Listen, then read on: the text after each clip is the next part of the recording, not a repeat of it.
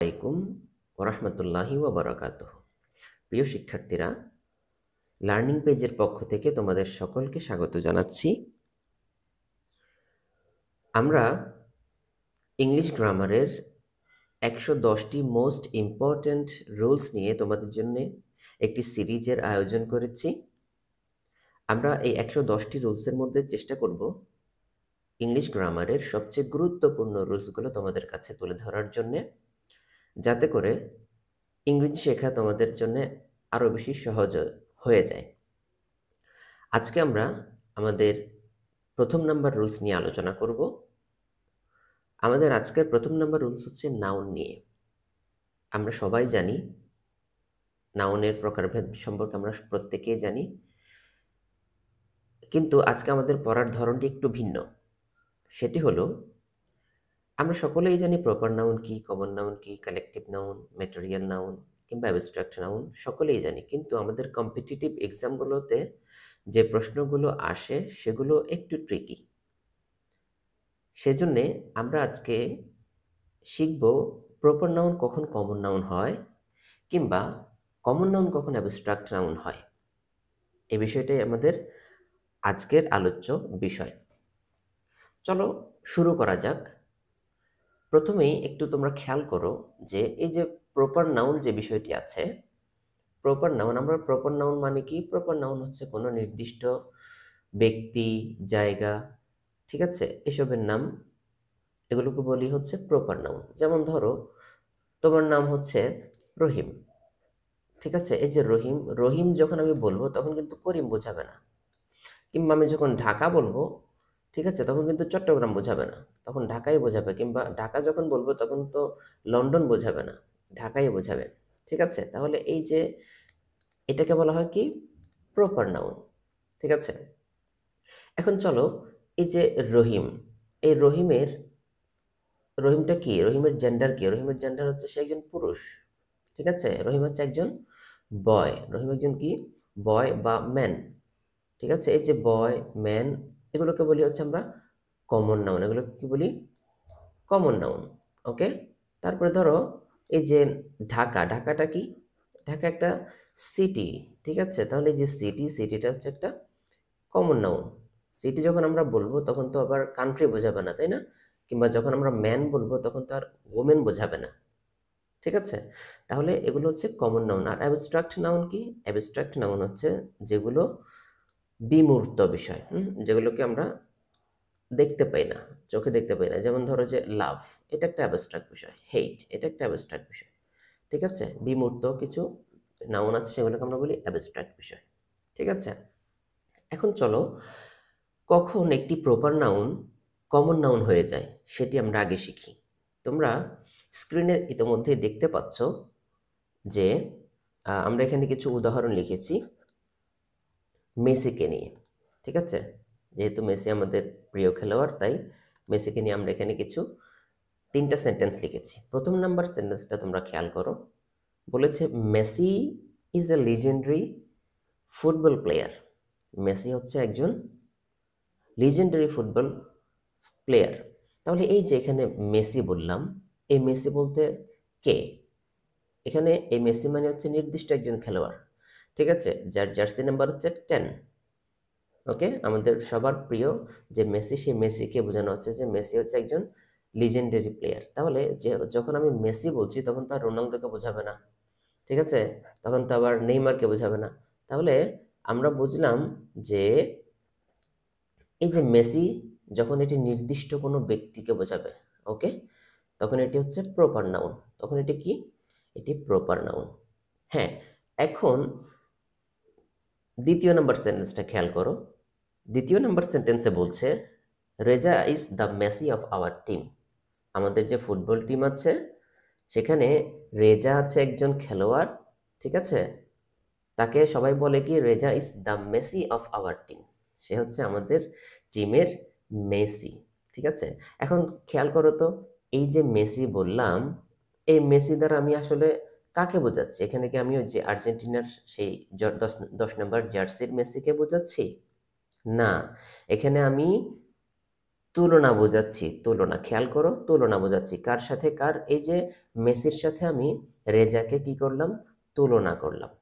ঠিক আছে, তাহলে মনে রাখবা যখন তুলনা বোঝায়, হ্যাঁ, যখন তুলনা বোঝাবা তোমরা, তখনই আমরা, যখন তোমরা তুলনা বোঝাবা তখন প্রপার নাউনটা কি হয়ে যায়, তখন প্রপার নাউনটা কমন নাউন হয়ে যায়। তখন প্রপার নাউনটা কি হয়ে যায় ভাইয়া, তখন প্রপার নাউনটা হচ্ছে কমন নাউন হয়ে যায়। কি বোঝালে, তুলনা বোঝালে। ওকে, অনুরূপভাবে তোমরা আরেকটা বাক্য খেয়াল করতে পারো, যে নজরুল, অর্থাৎ আমাদের কাজী নজরুল ইসলাম, যে Nazrul, Nazrul is the Byron. ঠিক আছে, বাইরন হচ্ছে একজন English poet, Nazrul is the Byron of our time, Nazrul is the Byron of our time. তাহলে আমি এখানে নজরুলকে কার সাথে তুলনা করলাম, দেখো নজরুল একটা প্রপার নাউন, ঠিক আছে, আর আমরা জানি প্রপার নাউনের আগে কোনো কি বসে না, আর্টিকেল বসে না। ঠিক আছে, প্রপার নাউনের পূর্বে আর্টিকেল বসবে না, কিন্তু এখানে দেখো মেসের আগে আর্টিকেল বসছে। ঠিক আছে, কিন্তু কমন নাউনের আগে কোনো, প্রপার নাউনের আগে আর্টিকেল বসে না, কিন্তু এখানে আমরা মেসের আগে আর্টিকেল বসিয়েছি। কেন বসিয়েছি, কারণ এখানে মেসিটা প্রপার নাউন না, এখানে মেসিটা কমন নাউন হয়ে গেছে। তাহলে আমি যখন বললাম Nazrul is the Byron of our time, তার মানে আমি নজরুলকে বাইরনের সাথে তুলনা করলাম। ঠিক আছে, তার মানে এই যে বাইরন, এই বাইরনটা হচ্ছে এখানে কমন নাউন, এটা কোনো কি নাউন না, এটা এখানে প্রপার নাউন না। ঠিক আছে, তাহলে বুঝলাম যখন আমরা তুলনা বোঝাবো, তুলনা বোঝালে প্রপার নাউনটা কি হয়ে যায়, কমন নাউন হয়ে যায়। ঠিক আছে, আশা করি এই বিষয়টি তোমরা বুঝতে পেরেছো। এবার চলো 3 নম্বর বাক্যটা, 3 নম্বর বাক্যটাতে খেয়াল করো, এভরিওয়ান অ্যাডমায়ার্স, এভরিওয়ান অ্যাডমায়ার্স, প্রত্যেকেই প্রশংসা করে, দ্য মেসি ইন হিম, তার মধ্যে যে মেসি মতো দক্ষতা আছে সবাই এটাকে কি করে, প্রশংসা করে। তাহলে একটু খেয়াল করো তো, এইখানে কি, এই যে দা মেসি বলেছে, এখানে কি আসলে কোনো ব্যক্তিকে বোঝাচ্ছে, সবাই তার মধ্যে মেসির মতো যে একটা স্কিল আছে এই স্কিলটার প্রশংসা করে। তাহলে এখানে যে মেসি, এই মেসি কি কোনো ব্যক্তিকে বোঝাচ্ছে, না, এই মেসি এখানে একটা স্কিল বোঝাচ্ছে, স্কিল। ঠিক আছে, এই মেসিটা এখানে কি বোঝাচ্ছে, স্কিল, একটা তোমার অভিজ্ঞতার কথা বোঝাচ্ছে। তাহলে এখানে আর মেসিটা কি নয়, প্রপার কিংবা কমন নাউন নয়, এখানে মেসিটা হয়ে গেছে কি, অ্যাবস্ট্রাক্ট নাউন। কি হয়ে গেছে, অ্যাবস্ট্রাক্ট নাউন। ঠিক আছে, তাহলে আমরা বুঝলাম যখন কোনো নির্দিষ্ট ব্যক্তিকে বোঝাবে তখনই কেবল আমরা মেসিকে কি বলবো, প্রপার নাউন বলবো, যখন কোনো নির্দিষ্ট ব্যক্তিকে বোঝাচ্ছে। কিন্তু যখন তুলনা বোঝাবে, খেয়াল রাখবে, যখন তুলনা বোঝাবে, ঠিক আছে, তখন হচ্ছে এই মেসিটা আর প্রপার নাউন থাকে না, এটা হয়ে যায় তখন একটা কমন নাউন। এটা তখন কি হয়ে যায়, কমন নাউন, এবং তখন এটার আগে আমরা আর্টিকেল দি বসাবো। ঠিক আছে, আর্টিকেল কি বসাবো, দি বসাবো। ওকে, আর 3 নম্বর হচ্ছে, যখন এই প্রপার নাউনটা কোনো মানুষকে না বুঝিয়ে কোনো একটা স্কিলকে বোঝাবে, কি বোঝাবে, কোনো একটি স্কিলকে যখন বোঝাবে, তখন আমরা এই মেসিটা হয়ে যাবে তখন অ্যাবস্ট্রাক্ট নাউন। কি নাউন হয়ে যাবে তখন, এটা অ্যাবস্ট্রাক্ট নাউন হয়ে যাবে। ঠিক আছে, আশা করি তোমরা এটি বুঝতে পেরেছো। চলো আমাদের আরেকটা পার্ট আছে, এটা শেষ করি। এখানে খেয়াল করো, এতক্ষণ আমরা পড়লাম কিভাবে প্রপার থেকে অ্যাবস্ট্রাক্ট হবে, অ্যাবস্ট্রাক্ট থেকে কিভাবে কমন হবে। এখন ঠিক আমরা উল্টোটা পড়বো। ঠিক আছে, এখন আমরা ভাইস ভার্সাটা পড়বো, কখন কমন নাউন কখন অ্যাবস্ট্রাক্ট নাউন হবে। ঠিক আছে, চলো শুরু করা যাক। প্রথম নাম্বার সেন্টেন্সটা তোমরা একটু খেয়াল করো। 1 নম্বর বাক্যে বলছে, every mother loves her child. তাহলে আমরা জানি এই যে এভরি, এই এভরিটা সবসময় অ্যাডজেক্টিভ হিসেবে ব্যবহৃত হয়, এভরিটা কখনো কি হয় না, প্রোনাউন হিসেবে ব্যবহৃত হতে পারে না। এই এভরির পরে অবশ্যই আমাদেরকে নাউন রাখতে হবে, এবং নাউনটা সিঙ্গুলার হতে হবে। কি হতে হবে, সিঙ্গুলার। এই কারণে দেখো এভরি মাদার হয়েছে, এভরি মাদার্স লিখলে কিন্তু ভুল হবে। ঠিক আছে, যদি তুমি এভরি মাদার্স লিখো তার মানে ভুল করবে।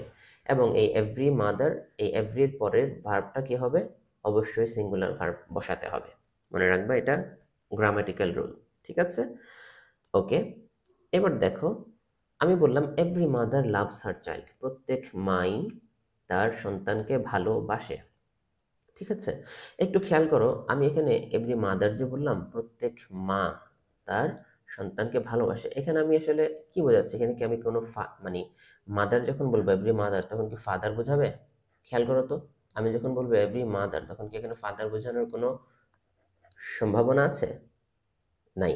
ঠিক আছে, তার মানে এই যে মাদার, এটাকে এটা আহ, নির্দিষ্ট মানে হিউম্যানের নির্দিষ্ট একটা পার্টকে বোঝাচ্ছে। ঠিক আছে, নারীকে বোঝাচ্ছে, মাকে বোঝাচ্ছে। তাহলে এটাকে আমরা বলি হচ্ছে কমন নাউন। এটাকে আমরা কি বলি?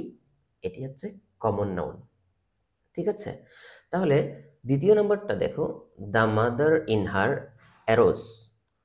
ঠিক আছে, when she saw the child, যখন সে বেবিটাকে দেখলো, তখন তার মধ্যে মাতৃত্ব বোধ জাগ্রত হলো। ঠিক আছে, কি হলো? মাতৃত্ব বোধ জাগ্রত হলো। তাহলে খেয়াল করো তো, এই যে বলছে দা মাদার, এখানে দা মাদার বলতে আসলে কি বোঝানো হচ্ছে?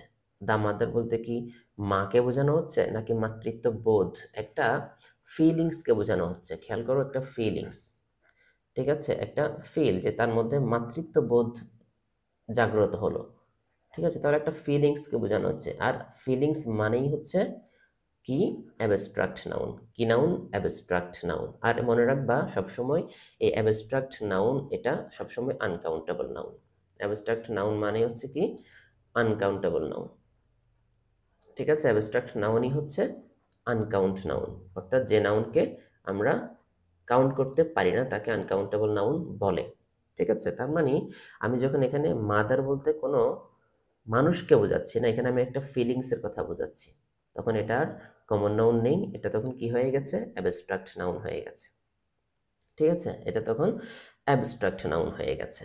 ওকে, তারপর দেখো পরের সেন্টেন্সটা, বলছে mother Teresa was a kind women.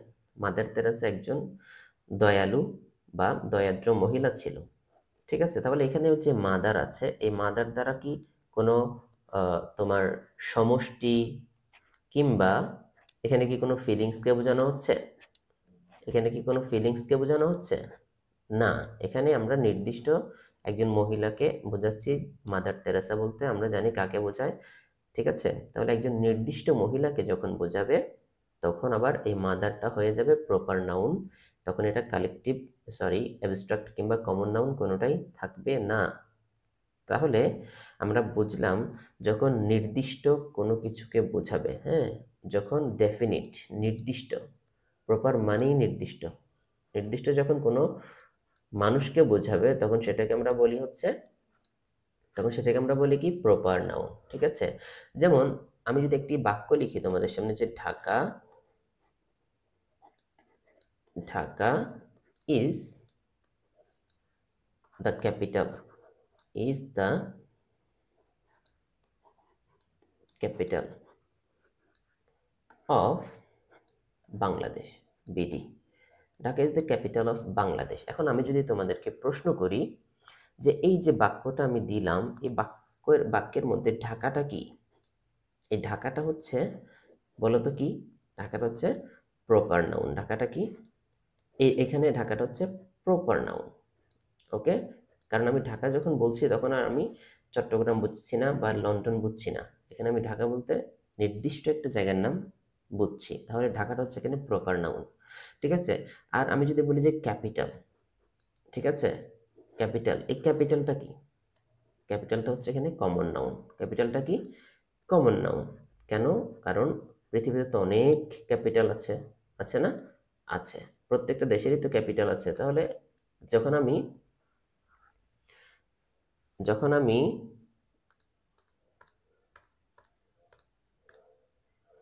Capital যখন বললাম, ঠিক আছে, তখন আমি নির্দিষ্ট একটা, সরি, তখন ক্যাপিটাল যখন বললাম, তখন কিন্তু কান্ট্রি বোঝাচ্ছে না। ঠিক আছে, তাহলে কমন নাউন মানে কি? কমন নাউন হচ্ছে এক জাতীয় সবাইকে বোঝাবে। ঠিক আছে, তোমরা এই বিষয়টি মনে রাখবা যে কমন নাউন মানেই হচ্ছে এক জাতীয়। কমন নাউন মানে হচ্ছে কি? এক জাতীয়। কমন নাউন মানে হচ্ছে এক জাতীয় সবাইকে বোঝাবে। ঠিক আছে, কমন নাউন মানে হচ্ছে কি? এক জাতীয় সবাই। আর অ্যাবস্ট্রাক্ট নাউন কি? অ্যাবস্ট্রাক্ট নাউন হচ্ছে বিমূর্ত বিষয়, যেটাকে আমরা দেখতে পারি না, ছুঁতে পারি না, সেটাকে বলা হয় হচ্ছে কি অ্যাবস্ট্রাক্ট নাউন। ঠিক আছে, আশা করি তোমরা এই বিষয়টি বুঝতে পেরেছো এবং পরবর্তী তোমাদের কোনো কম্পিটিটিভ এক্সামে যদি এই ধরনের প্রশ্ন আসে তোমরা কোনো ধরনের কাঠিন্যের সম্মুখীন হবে না, এই আশাটি আমরা রাখছি। আমরা এ ধরনের 110টি টোটাল রুলস আমরা আলোচনা করব। আমরা আশা করি এই 110টি রুলস যদি তুমি আয়ত্ত করতে পারো, কম্পিটিটিভ এক্সামগুলোতে তোমার অনেকাংশে ইংলিশ অ্যান্সার করা সহজ হয়ে যাবে। সে পর্যন্ত ভালো থাকো। আসসালামু আলাইকুম ওয়া রাহমাতুল্লাহ।